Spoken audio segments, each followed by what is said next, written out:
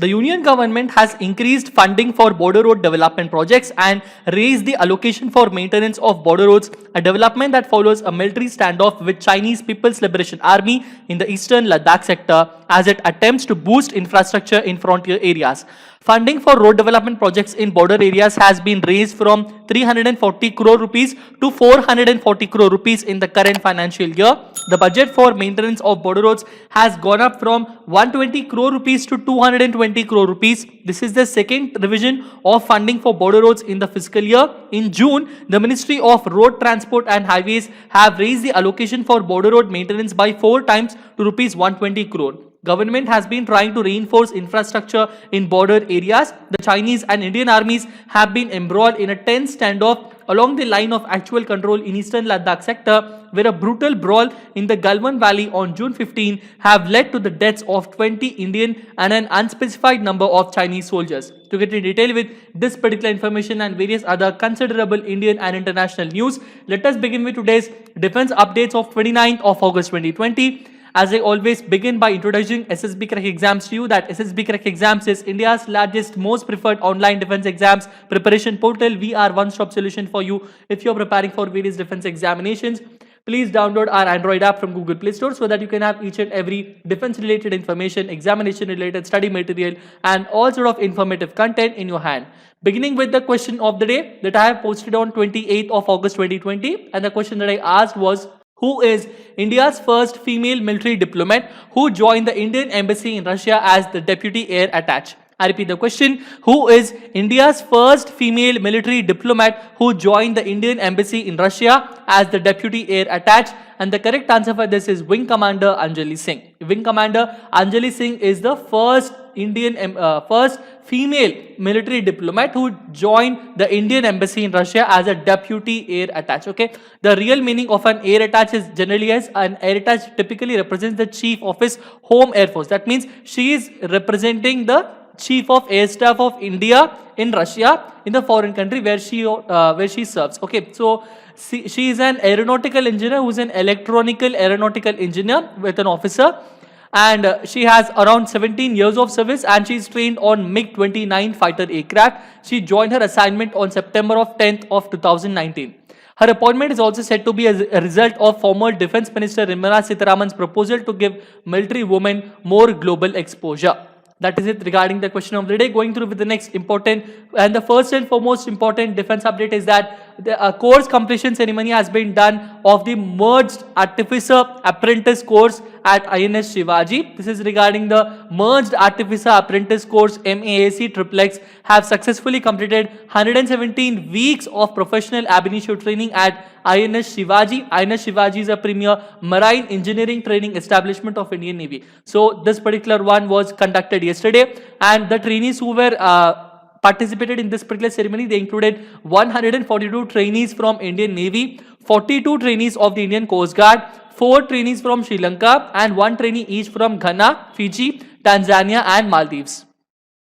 Going through with the next important in detail regarding this one, that in this particular one, if you go through the prizes that were distributed, Ankit Kumar LME has stood the first in overall order of merit amongst the trainees of Indian Navy by securing 89.86%, and Satya Suraj Dinakar, he stood first in overall order of merit amongst direct entry diploma holders trainees of Indian Coast Guard by securing 82.13%. Nikhil Katoch was adjudged the best sportsman of the course and was awarded the Commodore's Rolling Trophy. That is it regarding this particular information. Going through with the next important defense update is that Defense Ministry is going to host Aero India in its traditional venue of Bengaluru from February 3rd to 5th of 2021. I hope that if you remember, the same was discussed always few days before also, but still now I'm discussing with you so that you will have a complete review of this particular important traditional exhibition. This is Asia's largest aerospace exhibition and a biennial event. It is conducted from February of 3rd to February of 5th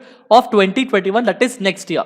It was actually begun, this particular traditional event was begun in Bengaluru in the year of 1996, and Bengaluru has been the only place where it has been hosting, and even now also it will continue to be hosted there itself. So with the beginning of Atmanirbhar Bharat this particular year, this exhibition is going to host many indigenous, exquisite and excellent defense technologies. Going through with the next important information is that Lieutenant Commander Suraj Ayappa, is to represent India at Naval College in USA.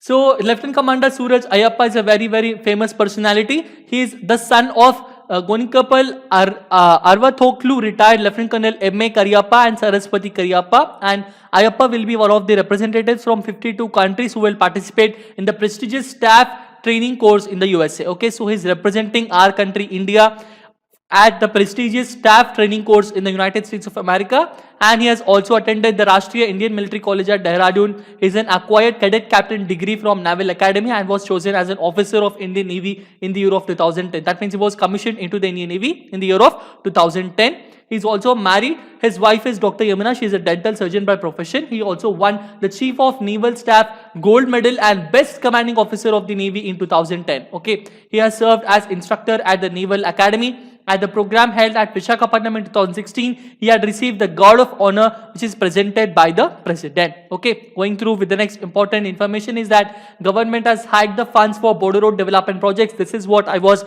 discussing with you in the introduction session. So this particular funding, it was raised from 340 crore. It was previously 340 crore, but now 100 crores have been allocated, and now it is around 440 crore in the current financial year.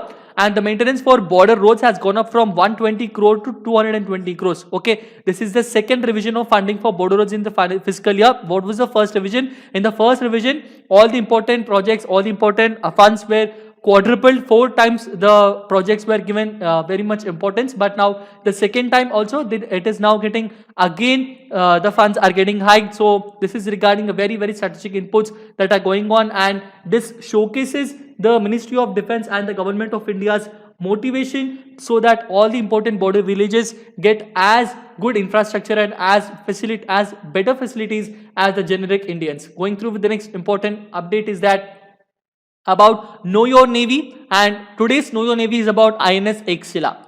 INS Ekshila is a very, very important naval establishment. This is regarding all the gas turbine facility. INS Ekshila works for around the gas turbine authorization, and all the important engineering inspections are all done by INS Ekshila. The foundation stone for a gas turbine facility was raised by Vice Admiral S.E. Chopra, PVSM, AVSM, NM, the then Flag Officer Commanding-in-Chief of Eastern Naval Command on 25th of August 1988. It was on that time that Indian Navy has felt that they have to have their own gas turbine facility and their own facility wherein which the people will have a complete knowledge and a database regarding the gas turbine. So at that particular time, this facility was opened on 25th of August 1988.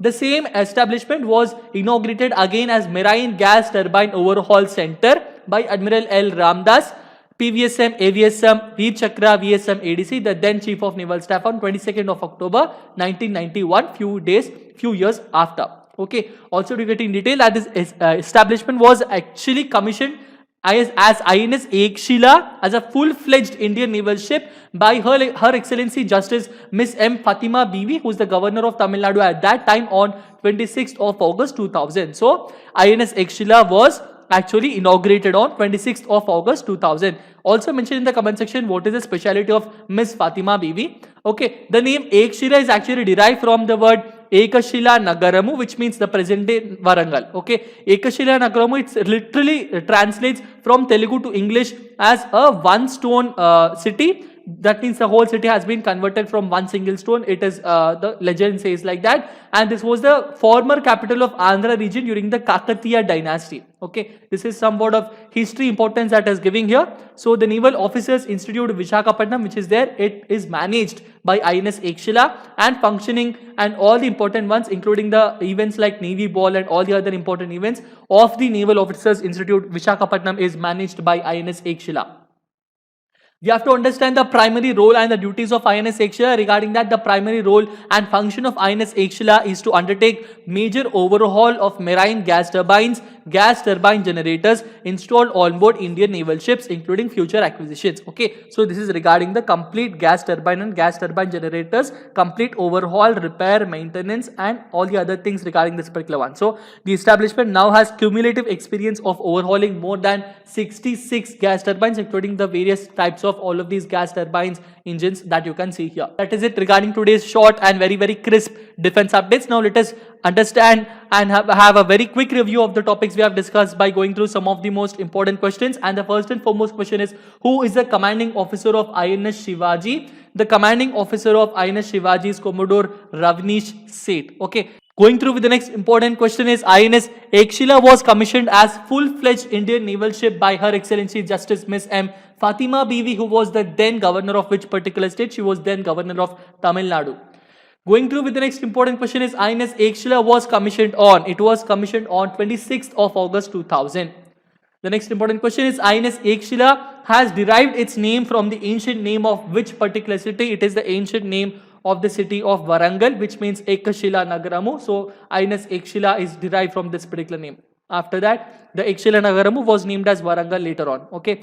Now we will have the question of the day, and the question of the day for today is, which Indian naval establishment's crest depicts the wheel of the chariot of Sun Temple at Konark? I repeat, which Indian naval establishment's crest depicts the wheel of the chariot of Sun Temple at Konark? Also mention in the comment section what is the speciality of this particular wheel of the chariot of the Sun Temple at Konark. Okay, so the complete answer to this and all the important details regarding this one I will be giving you in the next session. Until then, please stay tuned to SSB Crack Exams, subscribe to this channel, download our Android app from Google Play Store, continue your study and preparation in a very brief and a very detailed way.